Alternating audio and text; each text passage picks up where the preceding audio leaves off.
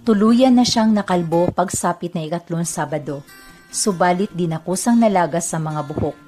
Sa kanyang muling pagkairita, sinambunutan niya ang kanyang sarili upang tuluyang matanggal ang mga buhok. Nang araw na yun, kinumbida ng isa kong kasama sa trabaho ang isang mascot upang bigyan ng pribadong pagtatanghal si Ribo nang walang bayad. Matapos ang pagtatanghal, bagamat di man lang siya makangiti at makatawa, kitang-kita sa kanyang mata ang kasiyahan. Isang kasiyahang unti-unting humina at nawala. Di na maikakailang mabilis na pagkapawi ng lakas ng aking anak pagsapit na ika-4 na Sabado.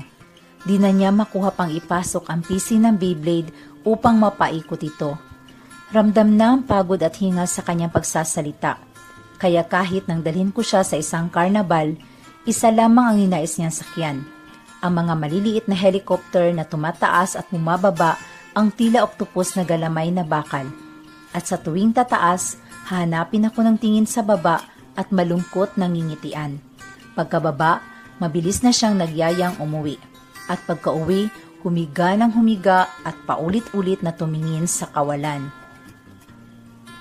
Huling Sabado ng Pebrero ang ika-5 Sabado, eksaktong katapusan.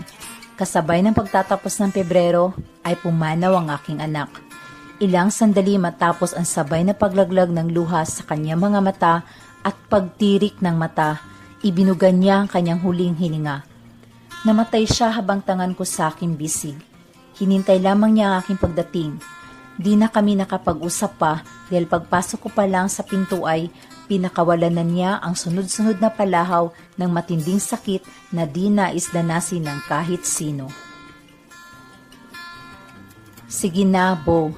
Salamat sa 4 na taon. Mahal ka namin. Paalam. Ika-6 na Sabado ng paglabas ni Ribo sa ospital. Huling Sabado na masisilayan siya ng mga nagmamahal. Wala na ang Beyblade at ang may-ari nito. Payapa na sila na nakahimlay sa loob ng kabaong, magkasamang tutungo sa lugar na walang sakit, walang gutom, walang hirap. Payapang magpapaikot at iikot, maglalaro ng maglalaro, habang kaming mga naiwan ay paglalabanan at pag-aaralang tanggapin ang kirot ng pagkalungkot. Ang wakas ng kwento. Created using Powtoon.